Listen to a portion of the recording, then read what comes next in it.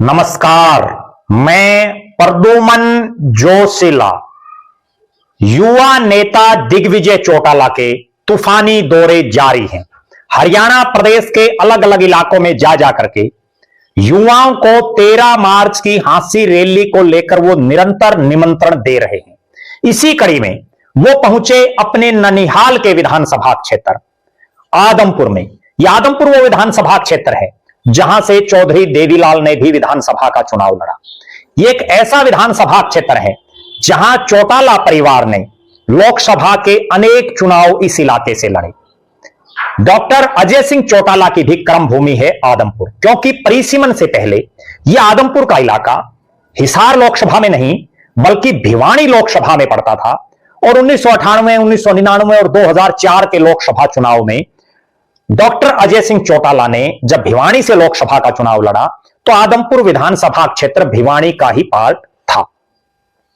जब दुष्यंत चौटाला ने हिसार से लोकसभा का चुनाव लड़ा तो यह आदमपुर हिसार लोकसभा में था। अजय सिंह चौटाला ने जब लोकसभा का उपचुनाव लड़ा तब भी आदमपुर हिसार में था।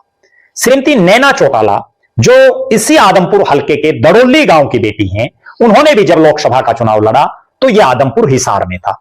कहने का तात्पर्य यह है कि अपने ननिहाल के विधानसभा क्षेत्र में जो चौधरी देवीलाल और डॉक्टर अजय सिंह चौटाला के परिवार की कर्म भूमि रही बड़े लंबे समय से, उस आदमपुर के बहुत से गांव का दौरा करके डॉक्टर अजय सिंह चौटाला जो जेजेपी और इंसो के संस्थापक हैं, जेजेपी के राष्ट्रीय अध्यक्ष हैं, उनके जन्मदिन पर हांसी में आयोजित रैली की कामयाबी के लिए उन्होंने न्योता देने का काम किया।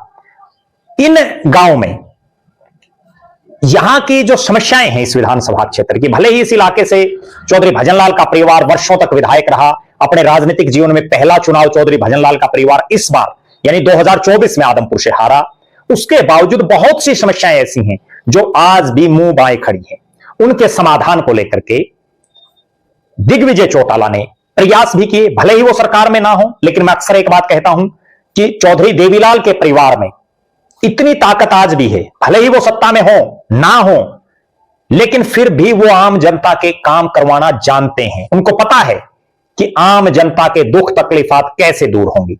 और उसी का एक उदाहरण दिग्विजय सिंह चौटाला ने, जो इस इलाके के गांव की समस्याएं थी उनको लेकर के भी तुरंत प्रभाव से अधिकारियों से बात करने का काम किया।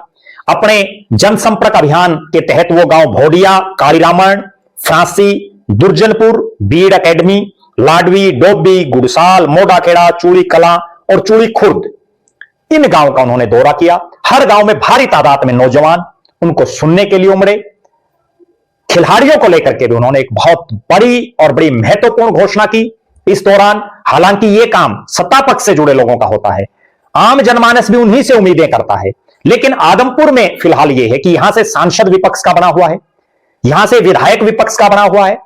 सत्ता पक्ष में बैठे कुलदीप बिश्नोई और जो भव्य बिश्नोई, जो अभी सरकार में किसी पद पर नहीं है, वो बहुत कम आदमपुर विधानसभा क्षेत्र में आते हैं, कभी कभार दिखाई देते हैं। यही एक कारण है कि एक ऐसा शख्स जो ना विधायक है, ना सांसद है, ना जिसकी पार्टी का कोई सांसद है, ना कोई विधायक है, उससे भी इलाके की जनता डिमांड करती है खेलों को लेकर के, खेलों के सामान को लेकर के, और जिसको वो तुरंत प्रभाव से पूरा करने का वादा करते हैं। यही तो एक खासियत है दिग्विजय चौटाला की। मैं अक्सर कहता हूं कि राजनीति में दिग्विजय चौटाला यारों के यार हैं। वो जिस बात की घोषणा करते हैं उसको अमली जामा पहनाने का काम जरूर करते हैं। 13 तारीख की हांसी की रैली को लेकर के निरंतर हरियाणा प्रदेश के अलग अलग इलाकों में घूम घूम करके अब हर विधानसभा वाइज जो हांसी के आसपास की जो विधानसभाएं हैं उनके गांव गांव में जाकर के युवाओं को, आम जनमानस को इस रैली में पहुंच करके डॉक्टर अजय सिंह चौटाला को आशीर्वाद देने, डॉक्टर अजय सिंह चौटाला को जन्मदिन की बधाई देने, डॉक्टर अजय सिंह चौटाला के हाथ मजबूत करने और दुष्यंत चौटाला और दिग्विजय चौटाला का भविष्य में साथ देने के लिए आम नौजवानों से वो अपील कर रहे हैं, बुजुर्गों से आशीर्वाद मांग रहे हैं, माताओं से स्नेह और आशीर्वाद मांग रहे हैं। बहरहाल आप दर्शकों का क्या मानना है, हांसी रैली कैसी रहेगी? अपनी बेबाक राय जरूर रखें। दिग्विजय चौटाला की मेहनत को आप किस तरह से देखते हैं उस पर भी अपनी टिप्पणी कमेंट के माध्यम से जरूर रखें। हम निरंतर 13 मार्च की इस रैली तक आपको हर छोटी बड़ी अपडेट रैली से संबंधित देते रहेंगे। निरंतर आप हमारे साथ जुड़े रहें। बहुत बहुत धन्यवाद। आपका अपना प्रद्युमन जोशीला।